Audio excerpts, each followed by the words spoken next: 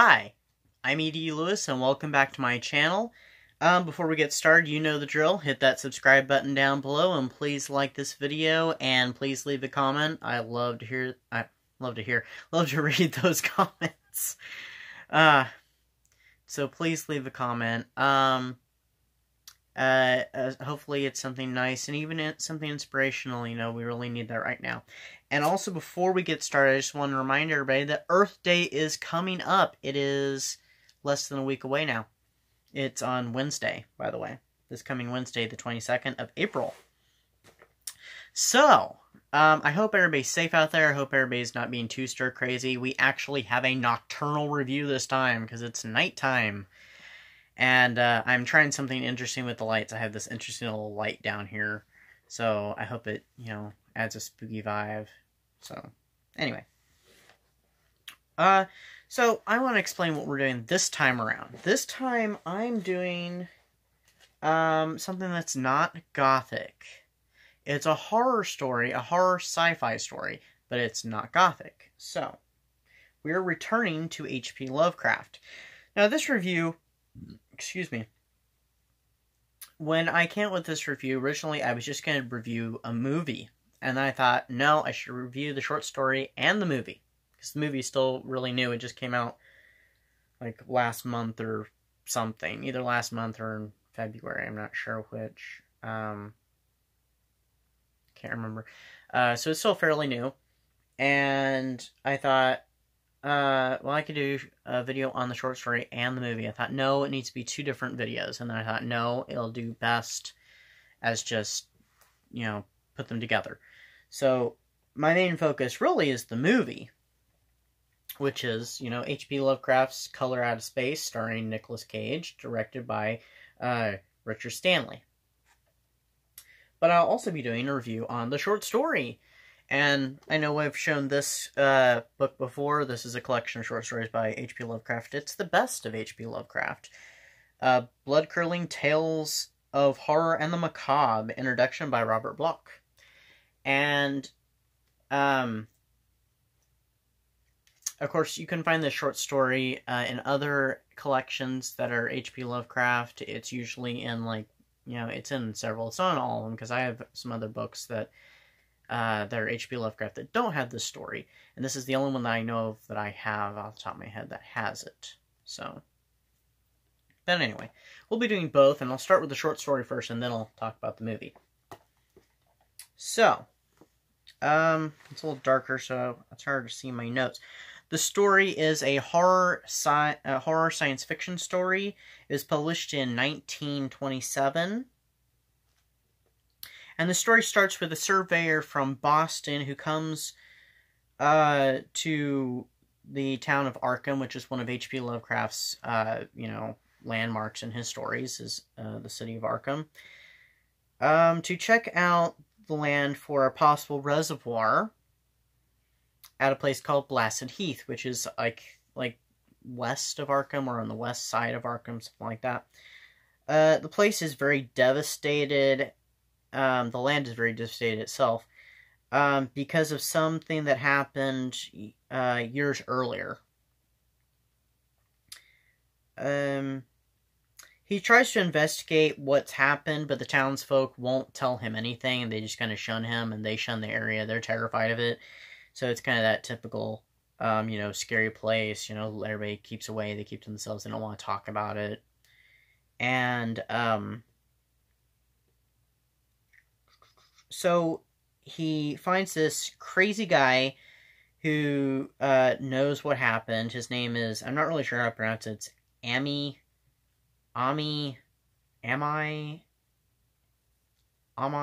Pierce. It's Ammi. I'm not really sure how to pronounce that. Who tells him the story of the Gardner family and a meteorite that crashed there in the on their farm in the 1880s. So the meteorite crashes there and remains very hot. It doesn't ever cool during its time that it's there, which of course is very unusual. Scientists are called in, and they can't determine anything about it. They can't tell them anything, what it's made out of, where it came from, nothing. So, they're completely in the dark. It mysteriously shrinks, but these strange globs of indescribable color are left behind. So that's something that kind of comes back, and that's back in Lovecraft's stuff, where he has like indescribable colors. Like you see that in his later story, which I've already reviewed, The Dreams in the Witch House, which also takes place in Arkham, where the character in that story had traveled through different worlds and he saw indescribable shapes and colors, you know. So colors are beyond what we can see of the physical spectrum. So I wrote these notes all earlier today, except for the movie notes I wrote this evening. Because I watched the movie, I think it was earlier this week. It might have been Monday or so. So, and so, meteorites remains, but what's left of it after it's been shrinking quite a bit, are destroyed by 6 bolts of lightning that come in the night. And it's completely obliterated and vanishes. But soon, the gardener's crops grow very large, but the strange thing is not just that they've grown quite large, but they're inedible, completely inedible. They're disgusting. They have, you know, you can't, like, you bite into it and it tastes absolutely disgusting. Also, all sorts of strange and frightening things happen to them, including, you know, there's madness, there's glowing plants, glowing, not growing, glowing plants, contaminated water, murder, and disappearances, and other strange stuff. I'm trying to keep this PG, or relatively PG. So, that's all I'm going to tell you about the story, so check out that story. It's one of H.P. Lovecraft's most famous stories. H.P. Lovecraft is loved all over the world. You know, he's one of the great American horror and science fiction writers. Sometimes he's compared to Edgar Allan Poe because some of his earlier stories are very Poe-like, and Poe was a huge influence on him. So, kind of like, in many ways, I'd say he would be similar to the 20th century Edgar Allan Poe, whereas Edgar Allan Poe would, of course, be the original and be the... wait, is that right? Yeah, 20th century, so Edgar Allan Poe would be the 19th century Edgar, you know, of course, would be the original, the 18th century Edgar Allan Poe, and he'd be more of a 20th century Edgar Allan Poe in a way, so. But focusing more on cosmic horror and science fiction. Then we get to the Color Out of Space movie, which I will say, the story is called The Color Out of Space, and it's how I spell color, because I typically spell color with a U, just like they do in England, and the story itself has that. But the movie, H.P. Lovecraft's Color Out of Space, removes the word the and removes the U in color. So, and it stars Nicolas Cage. It was made last year, and came out on DVD and stuff earlier this year, so it's still really new. It's actually the newest movie I've actually seen. I haven't, it's the most recent film I've seen, I think. Well, I don't know, because I saw Birds of Prey. So, I don't know if this is more recent than Birds of Prey or not, but it's one of the most recent films I've seen. So, it was directed by Richard Stanley, who, I don't know if you've ever seen it, I haven't seen it, but the movie, The Island of Dr. Moreau, from the 1990s, and it had Val Kilmer in it. I never saw that movie. I've seen it out and about several times over the years. He was actually supposed to direct. He co-wrote, and he was supposed to direct the film, and he started the directing, but he was fired soon afterwards. There was all kinds of problems with the production.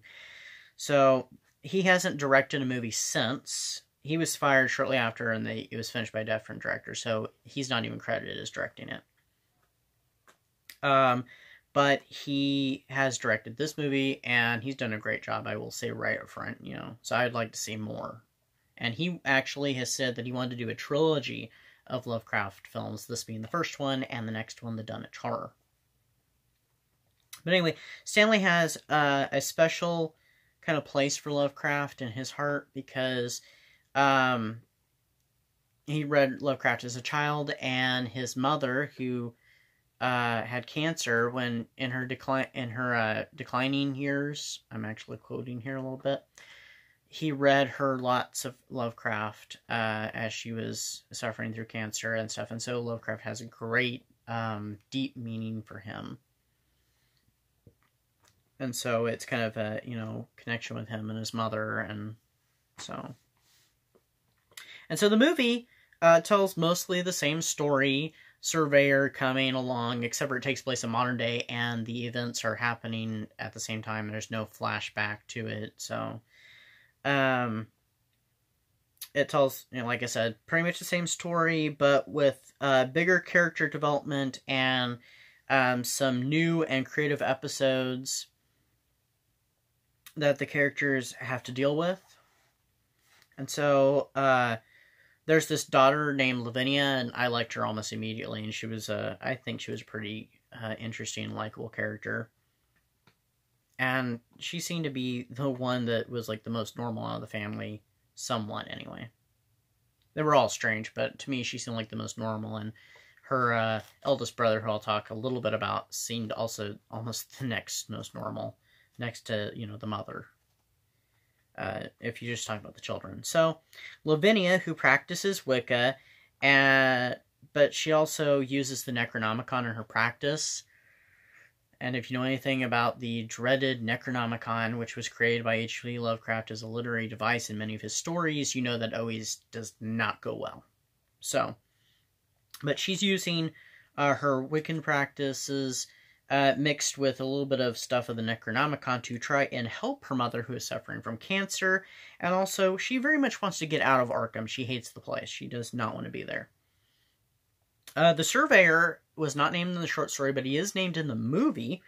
And his name is Ward Phillips, and he's infatuated with Lavinia almost instantly because she's the first he meets, and he just,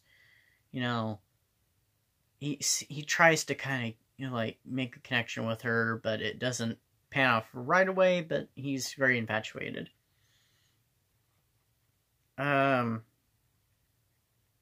And he's actually investigating the happenings as they happen, as opposed to in the story, where he is being told this, what's happened. And Tommy Chung from Cheech and Chong plays a character named Ezra, who replaces the crazy Ami, whatever his name is.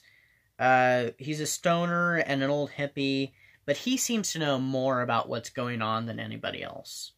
So, Nicolas Cage, of course, stars in as the main character of Nathan Gardner. He plays it very erratically and very off the wall. I felt like his character myself was not altogether likable, but a main character doesn't need to be. He plays this character, the way this character is, and I'm guessing that's how the character might have been written, or maybe that's just now Nicolas Cage made the character. I don't think I could see anybody else playing this now after seeing it. So I think he's very much, if the character wasn't written that way, he made the character all his own, and he did a great job. He was crazy in it. So, with some comedic elements, and so he was very crazy in it. Lavinia's eldest brother, whose name is Benny, is a stoner, and he doesn't have it much together, but he's quite sympathetic and likable, in my opinion. He's one of the more normal characters. Then there's the little boy named Jack, who is their younger brother. He's the youngest of the children. And he's affected almost immediately, hearing voices, and talking to a well, and yeah, it's just crazy. And the special effects in this movie, that's really all I have in my notes that I wanted to write down. The special effects in the movie are very colorful, and even though they do address the thing about the color being indescribable, of course you can't do that with film, because, we had to work with the colors we have, so it very much takes on this purplish violet color, not violet, but purplish fuchsia color, and the effects are beautiful and strange and bizarre, and the movie is just the freakiest thing I've seen in a long time. It is truly just freaky as F, asterisk, asterisk, asterisk. So, so I would check this movie out, and it's disturbing at times. So, if you're squeamish, you might not be able to watch it. There's no jump scares in it. I don't think there are anyway. It pretty much doesn't do, kind of like The Shining, it doesn't really do those stereotypical, the things that horror movies do with the jump scares and stuff. It's just freaky. So, I would check it out. It is a very interesting movie. I would like to see more from this director doing Lovecraft. So, yeah. So, please read H.P. Lovecraft's The Color Out of Space, which you can find in all kinds of anthologies. I'm sure you can find it even online to read. Please check out The Color Out of Space. I'm sure Amazon has it to watch. You may even be able to find it on YouTube and rent it on YouTube. I'm sure there's all kinds of streaming. If you can get the DVD, I would get the DVD or the Blu-ray, or, just watch it any way you can. I highly recommend this movie. It's something. So. And please follow me on Twitter and Instagram. The links for that will be down below, as well as please visit my author page on Amazon. And if you'd like to order my book or buy my book, The Curse of Ridge House, a Gothic novel by E.D. Lewis, in the very traditional, not typical, Gothic romance traditions. This is $2.99 on Kindle, or you can get the paperback version for a little bit more. But since it's hard to get books ordered right now, I would recommend, if you have Kindle, getting the Kindle, and it's only $2.99. So that's on Amazon. I will have the link for that down below as well. Please check out the official Facebook page for my book. And you can also find me on Wattpad. I have poetry on Wattpad. I have the first 2 chapters of my book on Wattpad. I also have some short horror stories, too, that are really, really short. So you can read them and, tell them what, leave comments, vote on any of my stuff. There's all kinds of stuff. So, anyway, I think that's pretty much it.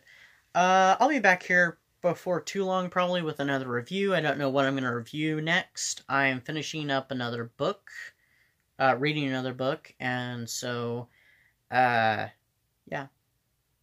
So stay safe, stay sane, read, escape into the world of reading. It's always a great escape, and a good place of comfort when you have no place to go. So, and if you have family that you are close to and live with, maybe read with them. You can even, read aloud to each other. You can take turns reading chapters. You can do like a little, family book club as a suggestion. So, or binge watch programs. Maybe watch some Gothic or horror. And, I just learned about this fairly recently, too. This is Half-a-Ween-a-thon. I actually saw it on another channel, another BookTube channel.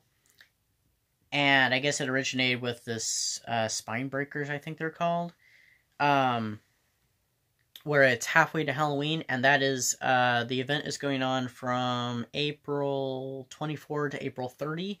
It's 7 days. It's the last week of this month, and there's all kinds of, there's challenges you gotta do. I'll be doing that on Instagram. I won't be doing all the challenges, because I won't be able to. I can't read that many books in just 7 days. So there are 5 books. You got to read a book with black or orange on the cover. You've got to read a book. The second challenge is read a book and its film adaptation. What else is there?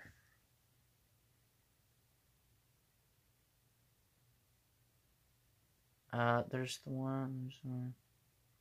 Oh, read a book with supernatural, that's supernatural, and read a book with a spooky word in the title. And then also the 5th challenge is to dress up in a costume made from things around the house, which will be easy for me because I have capes and all kinds of capes, and I have some hats, and I have makeup and stuff, from theater stuff, and and just from Halloween in general from past years, because I just love Halloween and I love costumes. And or decorate your space for Halloween. And then there's a bonus where you can take a picture and put it on social media. And I think the hashtag for that is Halloween-a-thon 2020. So I'll be doing a little bit. I'll do some of the challenges. I won't be able to do all of them, but I have a few books lined up, some short books they can read. And I think I'm going to go ahead and read a short story possibly for that. So I'm thinking I might do at least 3 of the challenges. 3 of the 5 challenges. So that's not bad. So I never heard of it until a few days ago or yesterday. No, it was a few days ago now. So, or maybe it was yesterday. Well, whenever it was, I recently just heard about it. And so I'm like, ooh, that sounds cool. I love Halloween. So if you love Halloween too, you can do that. And check me on Instagram, because I will have pictures with the hashtag and say this is what I'm reading for Halloween-a-thon. So check those out and follow me on Instagram and Twitter. And yeah, so have a good night. See you next time. Bye-bye.